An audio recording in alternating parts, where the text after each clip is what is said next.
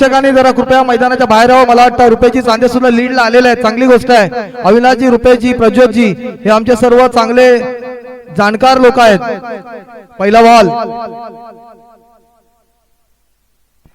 आणि मला वाटतं या ठिकाणी पहिला प्रयत्न यशस्वी झालेला आहे.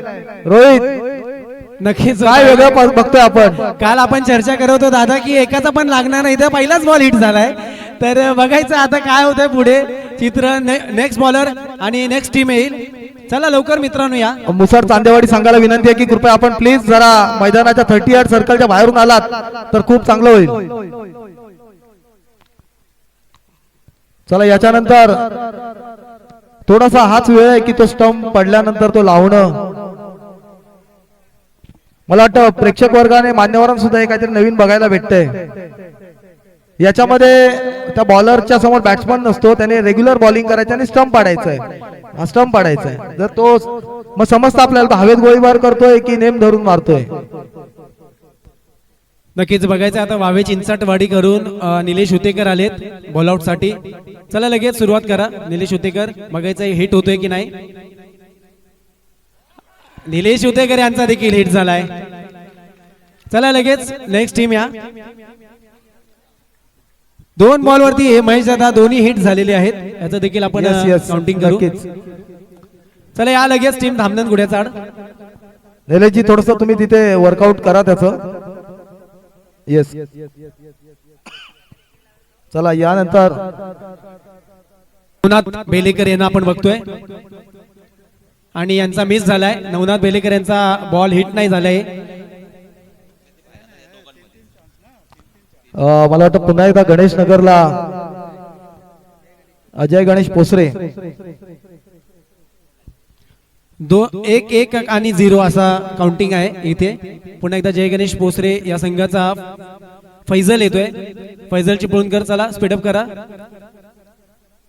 फैजलचा बॉल हिट होतोय का पाहणं गरजेचं आहे. आणि हा देखील बॉल मिस झालाय. चला या लगेच वावे चिंचाटवाडीचा गोलंदाज आणि विकेट किपर देखील चेंज होईल. नाही मगाशी निलेश हुतेकर यांना प्राधान्य दिलं होतं. आता मात्र अल्पेश पवार आलेत. बघा एक पहिल्या स्पेल मध्ये मला वाटतं 1-1-0 होता आणि आता 0-0.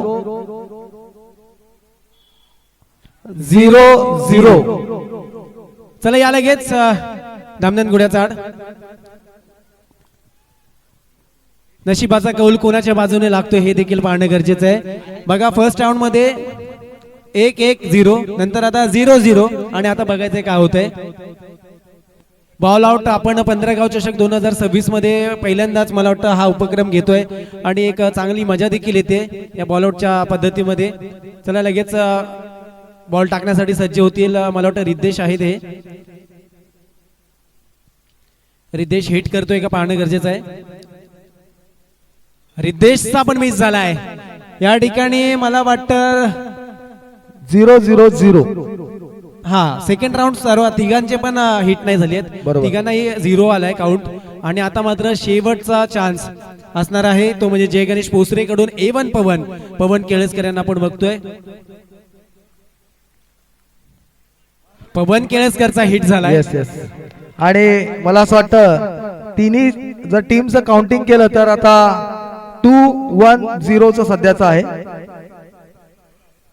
बघूया आता.